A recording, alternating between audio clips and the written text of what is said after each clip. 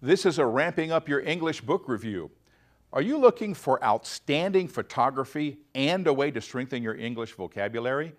You'll have both in Seymour Simon's Book of Trains from HarperCollins Publishers.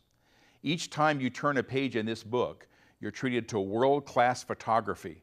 One page features a train switching yard in Portland, Oregon. Most pages have written information about the picture you're enjoying and about trains in general. You'll encounter the precise vocabulary of train terminology. You'll also encounter language forms like present tense verbs and prepositional phrases. You'll see how objects are used to describe things by listing their parts. Mostly, though, you'll enjoy learning more about trains and about the various cars on the train. You're also likely to find the reading level understandable. Seymour Simon's Book of Trains is a beautiful book that offers an enjoyable way to learn more about trains. You'll have to get your own copy. I'm too attached to mine. For Ramping Up Your English, I'm John Letts. Welcome back to Ramping Up Your English, a support program for intermediate level English learners who want to improve their English proficiency.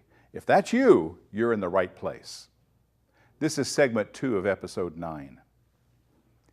I've noticed that conductors have always had watches and they're concerned about the train being on time.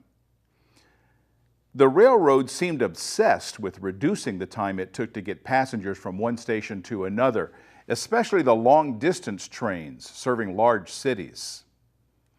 I'm a bit obsessed as well. I hope there's time to show all video clips of the Sunset Limited traveling east. I'll use my conductor voice to call all aboard to part 4 of our journey on Amtrak's Sunset Limited. Rumbling through America's Southwest, Amtrak's Sunset Limited travels eastbound, the direction in which our second transcontinental railroad was built. We started in Los Angeles on this adventure on a passenger train that would head east until reaching New Orleans, Louisiana. In parts 1, 2, and 3, we shared our journey from Los Angeles to El Paso, Texas. Now we travel on to San Antonio, Texas. This is big desert country, the Wild West's open spaces. We passed miles of track improvement work. With so much freight crossing the country these days, railroad companies are investing heavily in infrastructure.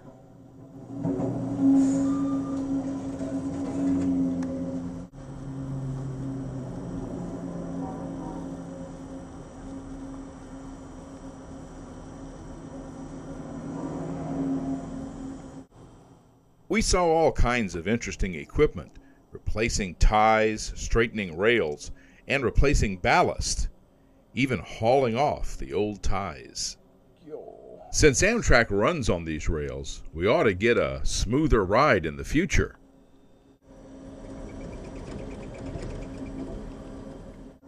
For much of this route, we ran parallel to Interstate 10, but it was rarely within sight.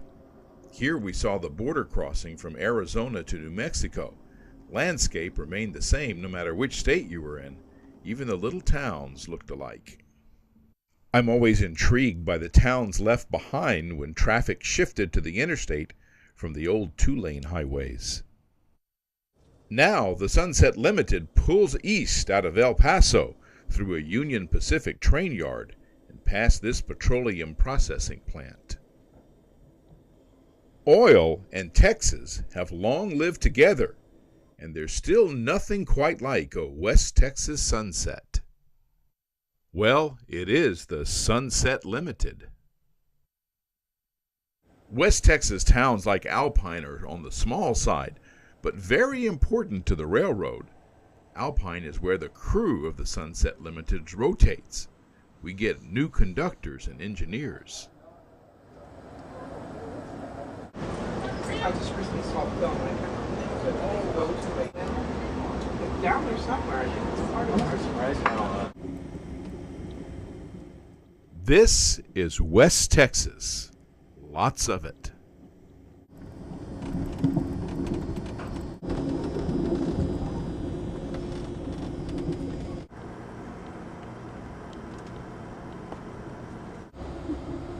Sanderson, Texas.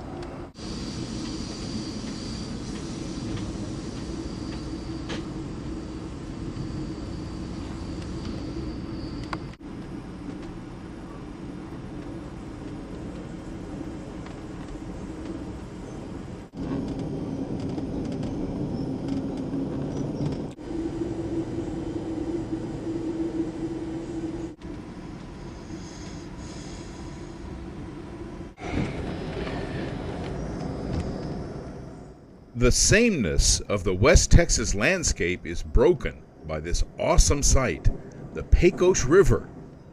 Sunset Limited crosses on the highest railroad bridge in North America.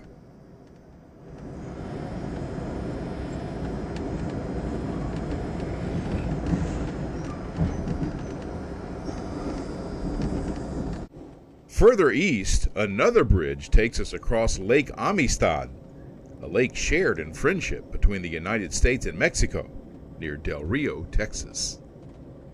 We parallel Highway 90, also known as the Old Spanish Trail.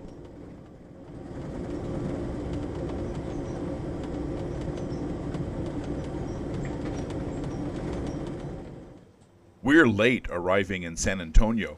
It's usually dark when we meet a train called the Texas Eagle here. The Sunset Limited drops a sleeper and a coach here for their trip to Chicago. 2 cars shorter, the Sunset Limited continues eastbound toward New Orleans. There's still a lot of Texas down the tracks.